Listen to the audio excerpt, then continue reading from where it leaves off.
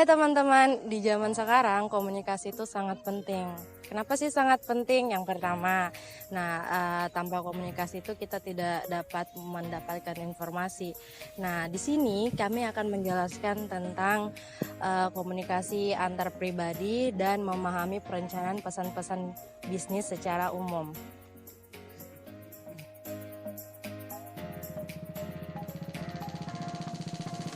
Baik, di sini saya akan menjelaskan komunikasi antar pribadi. Di dalam komunikasi antar pribadi ada 4 aspek. Yang pertama, komunikasi dilakukan 2 orang atau lebih. Yang kedua, menggunakan media tertentu seperti telepon seluler atau bertatap muka. Terus yang ketiga, bahasa yang digunakan itu bersifat informal atau tidak baku. Yang keempat, bila komunikasi terjadi di masyarakat, tujuannya itu personal atau pribadi.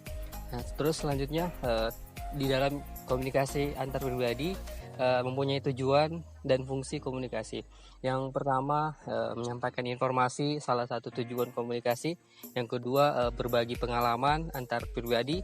Yang ketiga, menumbuhkan simpati. Yang keempat, melakukan kerjasama. Dan yang kelima, memberikan kekecewaan, menceritakan kekecewaan dan kekesalan. Baik, terima kasih. Akan menjelaskan memahami komunikasi antar pribadi. Komunikasi memiliki tingkatan yang berbeda karena perbedaan saluran yang digunakan, jumlah orang yang terlibat dalam komunikasi, kedekatan fisik, serta umpan balik yang diberikan penerima pesan. Tingkat-tingkat komunikasi tersebut dibedakan menjadi 4, yaitu komunikasi pribadi, komunikasi kelompok, komunikasi publik, serta komunikasi massa atau komunikasi publik. Berikut ini saya akan menjelaskan definisi komunikasi antar pribadi. Organisasi sebagai unit sosial terdiri atas individu-individu yang saling berkoordinasi. Maka tidak mengherankan bila dalam sebuah organisasi terjadi sebagai tingkat komunikasi. Salah satu tingkat komunikasi yang terjadi dalam organisasi, baik organisasi bisnis maupun non-bisnis, adalah komunikasi antar pribadi atau interpersonal. Kali ini saya akan menjelaskan tentang pengertian perencanaan pesan-pesan bisnis. Perencanaan pesan bisnis merupakan suatu langkah strategis bagi pencapaian tujuan organisasi secara menyeluruh dan merupakan salah satu faktor penentu keberhasilan komunikasi. Untuk membuat perencanaan bisnis yang baik, komunikator perlu melakukan analisis audiens. Caranya dengan mengembangkan profil audiens dan menganalisa pemuasan konsumen. Komunikator mengantisipasi reaksi audiens, memperkirakan jumlah, mengetahui hubungan komunikator dengan audiens apakah kenal atau tidak. Penentuan ide pokok untuk menemukan cara pencapaian tujuan tertentu bisa dilakukan dengan brainstorming. Brainstorming dilakukan melalui beberapa cara, yaitu storyteller tour, random list CFR, worksheet, question and answer chain, dan journalist approach. Dalam seleksi saluran perlu dipertimbangkan beberapa hal, yaitu tingkatan kepentingan, formalitas, kompleksitas, kerahasiaan, emosi, biaya, dan harapan audiens.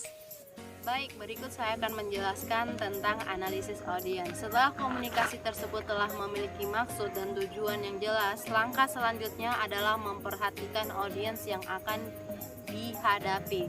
Siapa mereka, bagaimana sikap mereka, dan apa yang mereka ketahui. Yang pertama, cara mengembangkan profil audiens. Yang pertama, beberapa jumlah dan bagaimana komposisi audiens. Yang kedua, siapa audiens. Yang ketiga, bagaimana tingkat pemahaman audiens. Yang keempat, bagaimana hubungan komunikator dengan audiens. Yang kedua, cara memuaskan kebutuhan informasi audiens. Kedua, cara memuaskan kebutuhan informasi audiens. Yang pertama, temukan atau cari yang diinginkan oleh audiens. Yang kedua, cara memuaskan kebutuhan motivasional audiens. Berikut penentuan ide pokok. Sebelum menentukan ide pokok, terlebih dahulu yang harus didefinisikan adalah yang pertama, teknik brainstorming.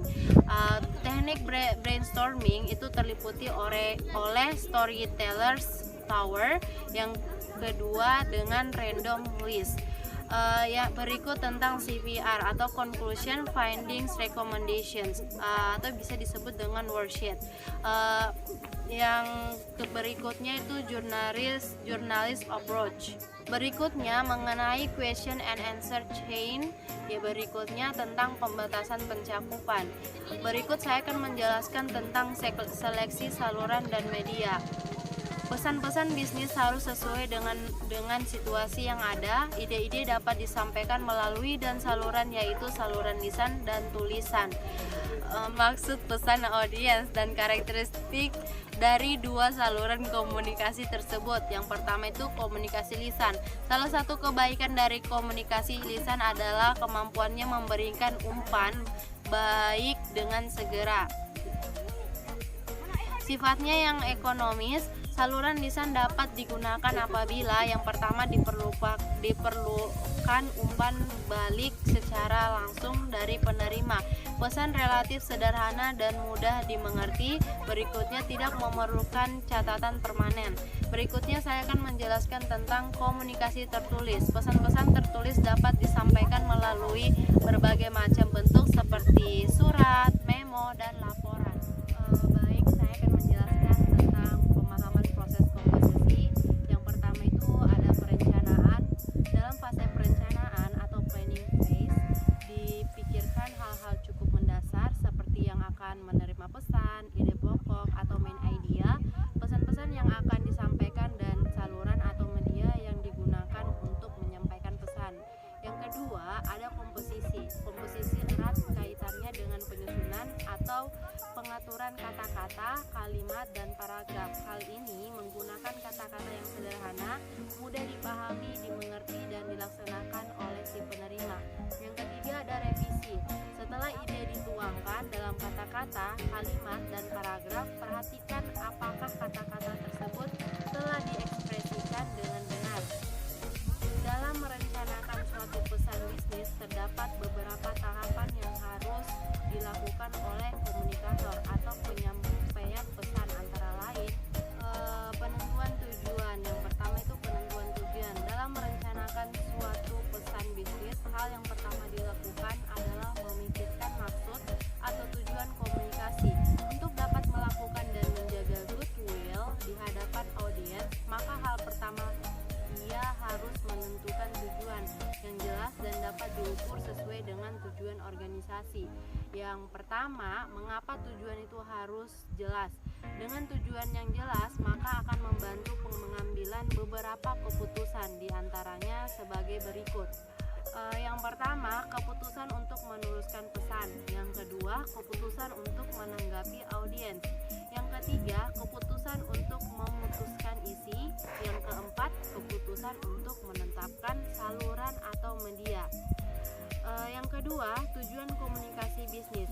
Secara umum ada 3 tujuan komunikasi bisnis, yaitu yang pertama memberi informasi atau informing, yang kedua persuasi atau persuading, yang ketiga kolaborasi atau collaborating dengan audiens. Cara mengaji tujuan, ada 4 pertanyaan dalam menguji tujuan yang telah ditentukan, yaitu yang pertama, apakah tujuan tersebut realistis?